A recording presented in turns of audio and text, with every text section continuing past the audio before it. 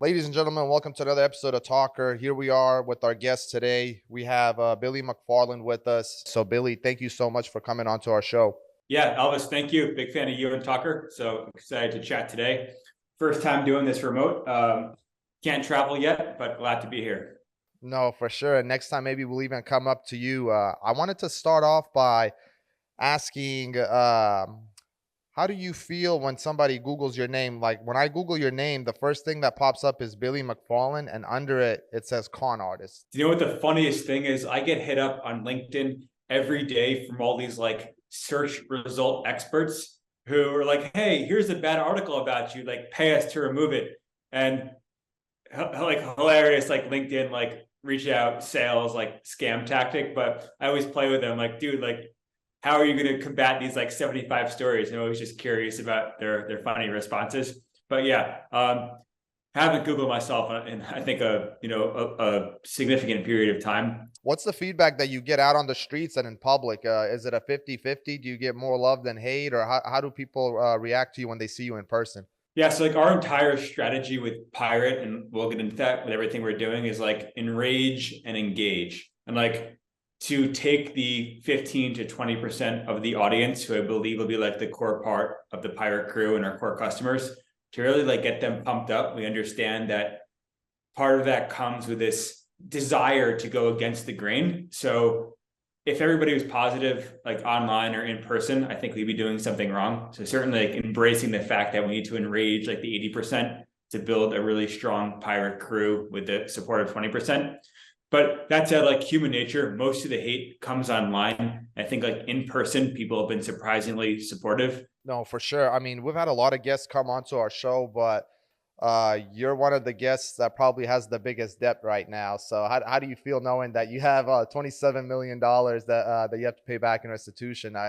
Does that bother you when you sleep at night, or do you just take it one day at a time? I'm definitely the poorest person in almost every room I go in. So that's a funny feeling. Yeah, but yeah, dude, it's like all about taking it one step at a time. I think that if I just start thinking about 20 odd $1 million, whatever it is, that's not going to lead to the right decisions. So it's all about like, what can I do positive this week, this month, and just start making those steps. Could you walk us a little bit through the potential that you saw in Fyre Festival? And when you had the big loans from the investors, did you really believe that those loans would have turned into a positive income? So like Fyre Festival was all started to market this Fyre booking app that we made to essentially apply like transparency to the entertainment industry. And obviously just like went so wrong throughout Fyre Festival in so many ways. But I kept thinking that it was okay because I'm building this brand and this brand is going to be valuable one day. And if you look at it now, like the Fyre brand is massive.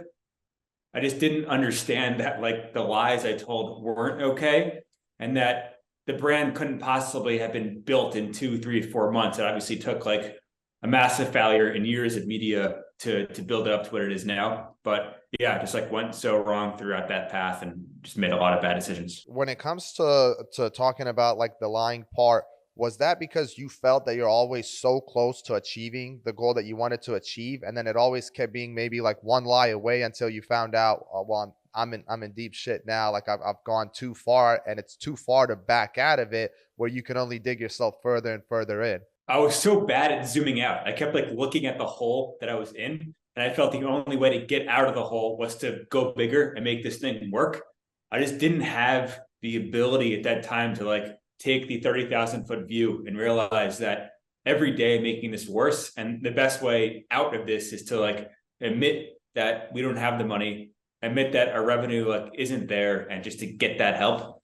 And I think I actually scared away a lot of help by pretending like I had it all figured out. And now it's probably the kiss of death. What is your opinion on how people portray you right now as a person with 63% of America is living paycheck to paycheck? When they hear articles that, you had 26, $27 million from the investors that just went down the drain, that now you're working on paying back, does it almost paint a bad picture of you that makes it seem like you were greedy for all this money? Or do you think people truly believe that you were really trying to invest into a great business and that there was going to be a huge positive outcome at the end of all this? So I think there's two parts to this story. One is that I literally put everything I had into Fyre to make it work. So I don't have like hidden accounts or money stashed somewhere. Like, I'm dead broke, like doing everything I can to earn to get back. And two is that I think there's this misconception that I woke up one day and raised all this money based on lies. And like, yes, I certainly lied, but it's almost more fucked up because I took the supporters who I'd been working with for 5, 6, 7 years, and they were the ones that really helped me fundraise and kick Fyre and Fyre Festival off. So it really was like these longer term relationships that made it all possible. And then the lies obviously compounded and made it terrible. And I'm sure there was a lot of work, a lot of hard work that you put in behind the scenes, right? The problem is part of the Fyre Festival is promoting the beautiful islands, the waters, which makes it look like that's you enjoying yourself on your islands. But you can't really, there's not much for you to promote of you working hard behind the scenes because that's not what sells. So a lot of people see the beautiful islands and the potential, and then they see you attached to the beauty of all of that, and they make it seem like you're out there on these islands just living your best life, but they don't see behind the scenes that you're working day in and day night to try to make it seem what it is. And from the research I've done, I saw, I mean, you were one of the last guys out there at the night of Fyre Festival. You were helping people. You were trying to get everything situated. I mean, you were one of the last people to leave. How did you feel when the FBI first came after you? I mean, was it a panic attack, or did you think it was just something where you're maybe gonna go to court and there was gonna be no prison? What went through your head when you first found out the FBI is involved? I think like in my mind, I just never thought jail was coming until jail came. And then once it came really, really hard. And my entire like mindset at that time was I legitimately tried my best to make this work. And it took me months and maybe even years to comprehend like what I actually did wrong. And it was so terrible, but I just couldn't fathom at the time like how I can get in trouble. Cause I'm like, hey, I tried my best and I really thought I was going to make this happen. But obviously the crime was in the lies that took me to that point. Now, you served just a little over 4 years, I believe, right? Yeah. Do you feel like that the time served, did that take away any of the money that you owe? Because that is your freedom being exchanged for the damage that you've done too, or did they still make you pay the full amount? So the time and the money had basically no impact on each other. The restitution that is owed is the money that investors lost on Fyre, and like the time is like a separate and additional punishment to that. So I think there's so many people out there who are just like super, super pissed to see me working. But the reality is for people to get paid back is I have to work. Like I don't have the money, sitting under my bed that I can go and pay back tomorrow. Like I need to start somewhere. And yes, it might take me my whole life and I might never pay back $26 million, but it needs to start. And the only way to do that is to work. No, for sure. Are you have you tried working with any investors out there? Are investors willing to give you a second chance? So I'm not allowed to raise any money, which adds a lot of challenges to starting to basically build and run a tech company. So we've been pretty like creative in terms of raising capital, filming like a TV series now that's covering like the behind the scenes attempt to rebuild Pirate, and then doing a lot of like marketing consulting work. We have an agency called Pirate Collective where we're essentially helping other brands like market and capitalize on attention. So basically just bootstrapping and self-funding Pirate at this phase. On the new investors that you work with, has the return price been a lot bigger than what you were used to back in the day? Are they doubling down on like their rates and things like that now that they know some of your history? Yeah, so like we're not allowed to raise money at this point, or I'm not allowed to raise money at this point. It's tough because like the money is there, right? And I feel like that the idea behind Pirate and Pirate technology is great. And this is like a business that could and should receive venture funding. Just my current like restrictions prevent me from doing that. So, hopefully in a few years, prove myself, make some good steps, and we can talk about whether it makes sense to raise venture money. But right now, basically, stuck growing this through like bootstrapping and how we can get revenue. I wanted to see, with you working 24/7 right now, I mean, I'm sure you're working your ass off. There has to be a time where you're working so hard that you need a minute to yourself to just relax. Can you go out to a nightclub and just enjoy yourself without people taking pictures and hating and saying that, look at him having a great time in a VIP section? Have you had any time to try to enjoy yourself a little bit without it getting any criticism back for it? Yeah. So my first night out, like I went to a relatively calm dinner party And then like the story is the next day where I threw a massive party at this restaurant, right? So it's like trying to balance the need to kind of get back out there and socialize with people wanting to take things to the extreme. But like I can't leave New York, so I'm just trying to make the best of it. Tomorrow I'm planning on going jet skiing like in New York in the freezing cold, just because like I miss the water so much, and to try to bring it all back to me. But just trying to get creative and find ways to take what I love and bring it back to New York City in the frigid winter. Do you know what the restitution, what percentage of your income they will take? Is it like 50-50, do you know the numbers yet? So I have a set percentage of my personal income. It's only been 3 months, but I believe that number fluctuates depending on like where my income level is.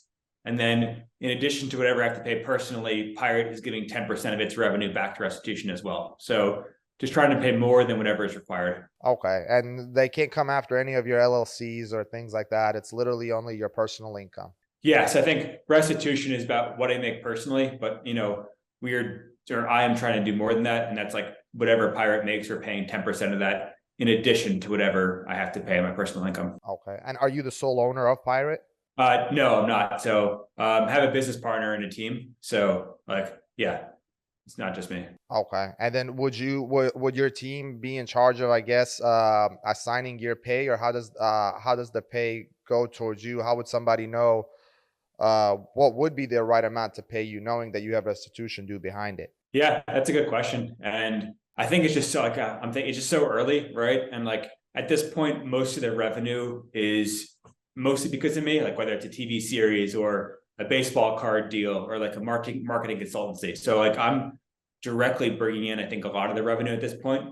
I hope that as Pirate and the team grows, that changes, and it's not just me, but that's conversations that we'll have to have in the coming months. It's literally been like 3.5 months. So still just like very, very early on in the process.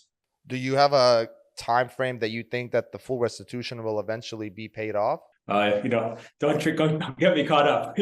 I have no idea. I think like with a number that high, like you need to win the business lottery, right? And it's not going to happen in 6 months or in 18 months. It's like, can Pirate become a leader in this mixed reality space? And if so, does that take 7 years, 10 years? And you're just kind of going down that path. Have you had any contact with any of the previous investors, or are you not allowed to talk to them at all? I don't know if there are any restrictions in terms of like reaching out on a personal level. I certainly would never like reach out to ask for money. Beyond apologizing, which I, have done a number of times throughout the past couple of years, I haven't reached out myself to any of them. I've started to get like more texts, DMs, emails, whatever it is for a number of the investors. It's just like a tough emotional thing for me, because like it's hard to look someone in the face and know that like I wronged them and owe them money, but I'm not in a position where I can make it right yet. So yeah, just like it sucks. And still just trying to figure out the best way to handle that. I think it's one of those things where it's like, from what I could tell, it's you've learned from your mistakes, and you know that, you're a different, changed person now. I mean, how can you not be? After doing 4 years in prison, you're going to come back a totally different person.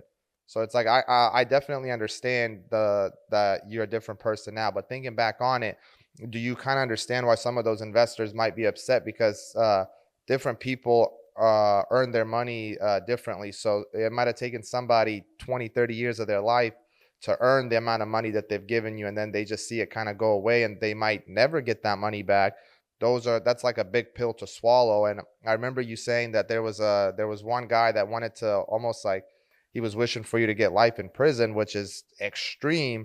But if the rules were reversed, and let's say your business now, Pirate, if it took you 10 years to turn this into a $50 million business, and then you trusted somebody so much and they come in and ruin Pirate in 6 months, what would the feelings be towards that person that ruined something that you worked so hard for? Yeah, they'd probably be harsher. I'd probably have harsher feelings than that guy did to me. So that's like a tough thing, right? It's like the immediate reaction is when someone tells you something that you don't want to hear and it's super extreme. Like I think like immediate reaction is to fight back, but I've just been trying to get better at like internalizing that and understanding it and just not really acting on it yet. So I'm learning, and like No, of course, it's a learning process. I mean, I learn new things myself every single day, and I try to be better and better, and that's all we can do as humans. So, I don't blame you for anything you've done in the past. You know, it's part of a learning process. We're not perfect. You gave up 4 years of your life, and that's big, right? That's 4 years that you'll never get back, and eventually you'll get so old to a point where you're like, if I could have 4 more years of my life back. So it's like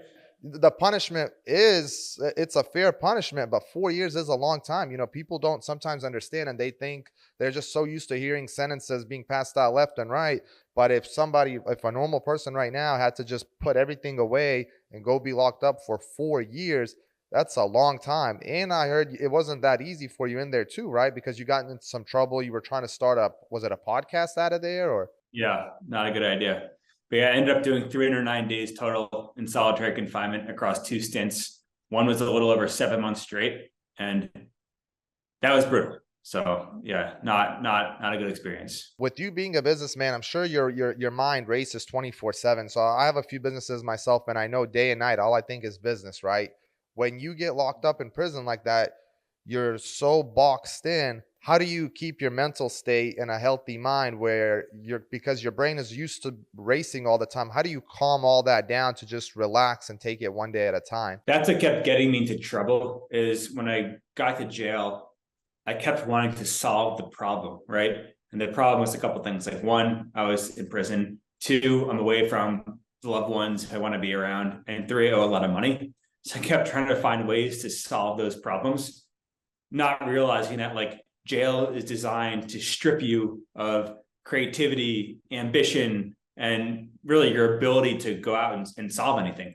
So it just took me getting in trouble to understand like this is time out, and anything other than sitting down and shutting the fuck up will make your time a lot harder. When you look back at Fire compare now to Pirate, do you feel like it'll take Pirate a lot longer to reach a level of success by doing it legally? Or do you think you can reach the same success with Pirate and maybe even faster in a legal way, which then makes you look back and say, well, I didn't have to do anything illegal. I could have done everything by the book back then too and not dealt with some of the consequences you've dealt with? That's a really good question. And I think that through all of the bad things, there's an opportunity here that whatever Pirate does that's edgy and cutting edge in both like technology and entertainment wise will garner attention. And for better or worse, like attention opens doors. There are certainly a number of people who immediately say like, get out of here, fuck off. But then for every one of them, there's someone who's equally as passionate in the opposite direction, try to make something happen. So I think that there's more opportunity. However, things just need to be slower this time. Like I don't have any money. I can't raise money. And it's going to be a slog, I guess, to get the level of support, number of people like building Pirate that I had with Fyre before. Well, where do you see Pirate going in the next 5 years? Yeah, so Pirate all starts with us basically taking over this physical location, and we're speaking to a number of areas now. Ideally, some sort of island-based location where we can host artists, entrepreneurs, other entertainers on a permanent basis, where they're coming to Pirate, they're creating their content there, they're filming their YouTube videos, they're in the studio making music.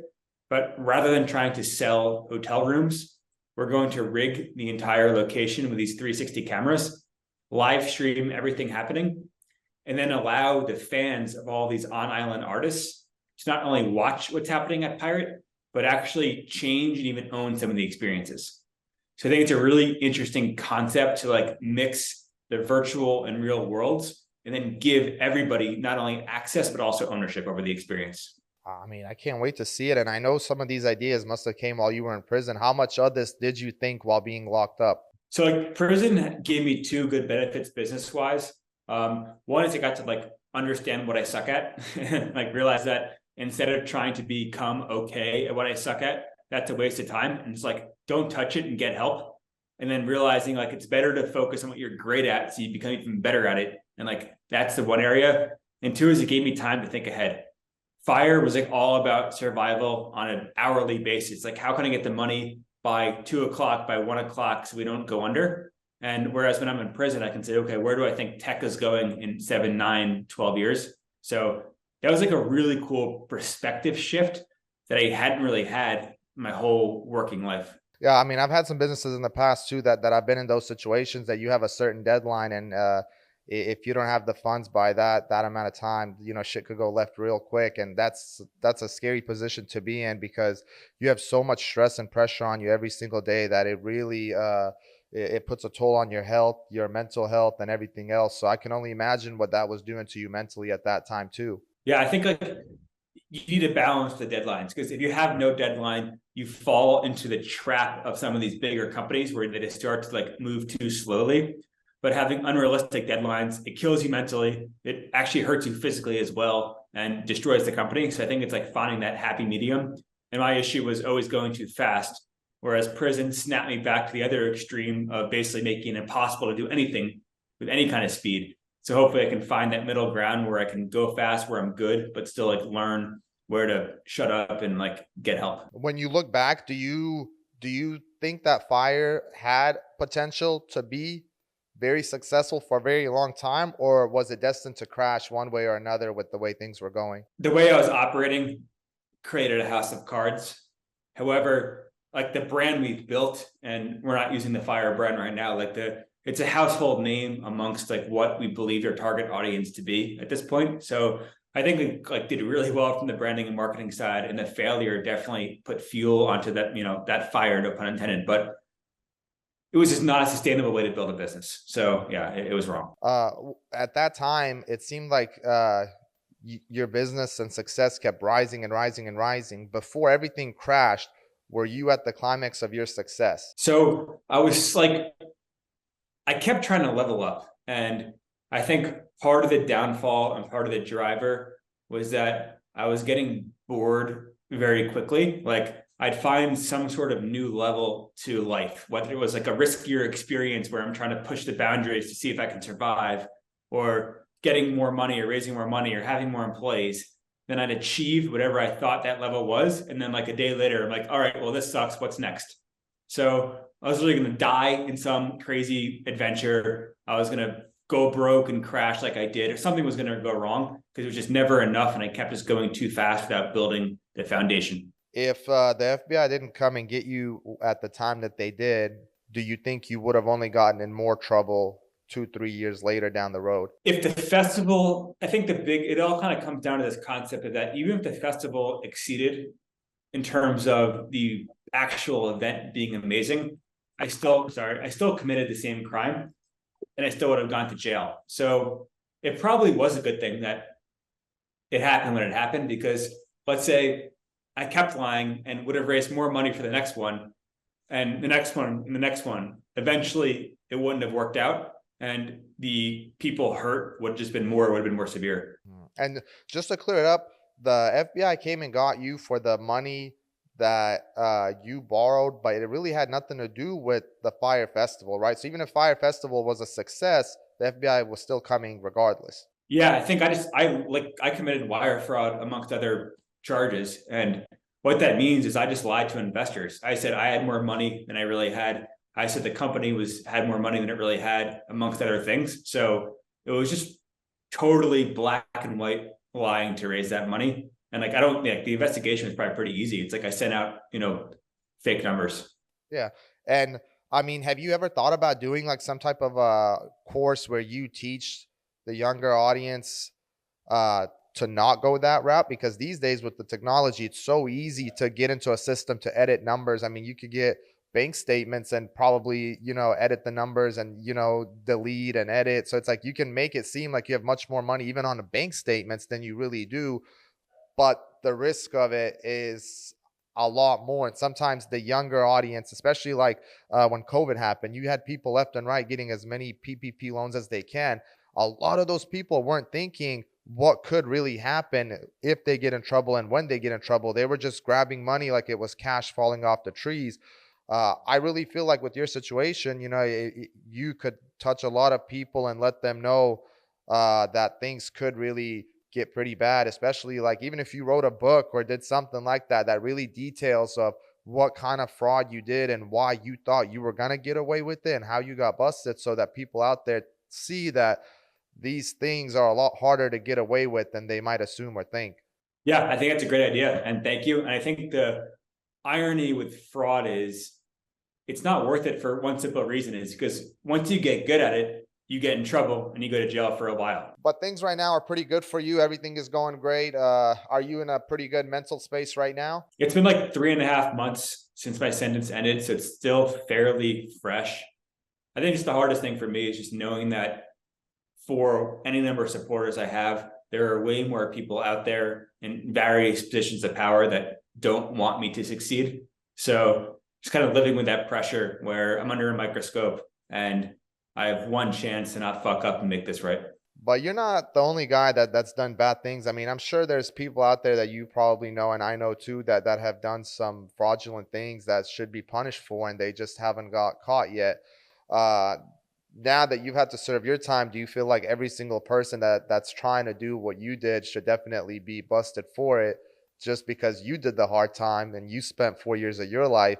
Now it's only fair that everybody else trying to get away with it does the same. No, I hate that. And like there was a guy who had went to jail, and he's doing a docu-series now where he's essentially calling out everybody who was in his field who committed similar crimes in his mind that weren't caught.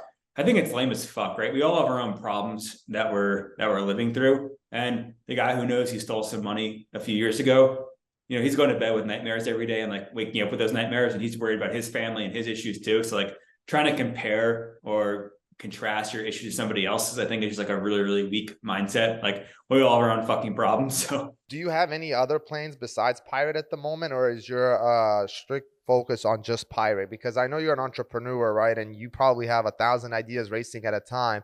Do you have other things that you're trying to kind of get out there and going as well, or is it just Pirate at the time? so my time is like 75% pirate, and then 25% just helping other brands with like viral marketing content strategies. So like doing that to survive and basically fund pirate, but all of my available time is for pirate. What do you do on your free time aside from business? Yeah, like super into martial arts. So doing some like Muay Thai kickboxing, doing some jujitsu. Excited to go back jet skiing for the first time in like 5 years tomorrow. So that'll be fun. Yeah, just kind of getting back to New York life. Any word from the Bahamas on when you can officially leave New York and go over there? I know you said it's coming pretty soon, but you can't put a stamp on it just yet. The issue with the Bahamas is that there are legitimately dozens, if not hundreds of workers who are owed for anywhere from the last 1 to 3 weeks of work before the festival. So before I'm allowed to go, like they need to get paid. And so like, yeah, I'm trying to do a couple of initiatives now to raise money to start paying back people in the Bahamas who are owed, but they need to get paid back first. And then once they're paid back, I'd, love to reopen those conversations. I got to get that done. Okay. I was surprised that they have so there's no insurance or anything like that to cover like some of those losses, right? I fucked up. Like I just didn't go through and get all the insurance that we were supposed to get for the festival. We had discussed getting a cancellation policy. Like I don't think I ever paid the bill, like amongst other things. It just like stupid decisions like in the moment that came back to hurt us later. That said, since I was lying to investors and committing fraud, I don't know if any insurance would have been on the hook to pay anything. So at the end of the day, like as soon as I started lying, like I wasn't going to get any kind of help or reprieve from anywhere. Makes sense. I mean, do you put the full responsibility on yourself, or do you think if you go back and look at the team that you had around you, was it something that your team could have done differently to lead you in the right direction? Yeah, I think my biggest, but beyond like the lies, my biggest mistake, I guess this is a lie too, was acting like I had everything figured out. And I legitimately think that I made it so much more impossible to succeed by pretending like it was all okay. And I think that I had enough good people around me, or if I said like, hey, look, I don't know how to do this, they would have jumped in, and whether they could do it themselves or not, they would have helped us at least get the professionals in there to make it all right. Did your ego get in the way back then? Were you loving the energy that you were receiving, that it was almost hard to let anybody know that the financially things aren't going right for you? Did ego play a role in you keep going further and further for money? 100%. And like super insecure and was scared to almost admit that things weren't perfect. And I felt like I had to be perfect. And that's like so wrong. And I was almost like too good to be true in terms of like what I was pretending my abilities to be at the time. So yeah, I think if I was just more honest and said like, hey, here's where we're doing great, and here's where we're really, really in trouble, we would have gotten much, much better help. I mean, ego can get in the way where you feel like you're the man and you love the energy you're getting. So it's like you don't want to put a stop to that, and then it keeps going and going and going until eventually it hits a dead end. So I can definitely understand that. I want to talk a little bit about Pirate and how fast everything is going with Pirate. Uh, Pirate was launched not too long ago, right? Yeah, I think we announced it at some point in November, if I remember correctly. So yeah, it's really, really new. Like super early on. All of my work to date has really been on like the tech product side, just starting to basically design the app, the brand, and like all the underlying technology. When do you think it'll actually hit mainstream where all around the nation people know the word pirate? We're not going to like start testing the app at all until some point next year. So we still need a few months to get everything built out. But when it's all said and done, you definitely see this being a very, very successful company down the road. Yeah, I think like unlike Fyre Festival, like Pirate is going to be open for everybody to use. And we are building some really interesting ways that no matter where you are in the world, you can go to these crazy destinations and actually like influence what's happening there. I think it's like really, really cool. Is there going to be another festival down the road? I think I have to, like, not allowed to do it right now, and like probably can't do it while I'm on probation. But until I do it, like Pyre could be awesome and massive and have like the coolest, mixed reality tech in the world. And like that's obviously like a dream. But until another festival is done and done really well, I'll never have that full, story arc. So there will be a festival in the future, just not in the next like immediate. No, for sure. And I feel like when that one happens, I definitely see that it'll be successful, and I know it'll be a lot of fun. And I feel like Netflix owes you to come out and document that one too to make it fair, right? Because we know negativity sells, and they jumped quick on the story that they did about you. So now, when you down the road do a successful one, they should only come document that and show people's good side too. Yeah, I hope so. But we'd love for you to come when we do it. No, for sure. Just don't put me on the zero gravity thing. I'm afraid of heights. I'd probably die before before the plane ever straightens out. It's funny. Billy, thank you so much for coming on to our show. It was a great conversation. You've answered so many of the questions that we've had.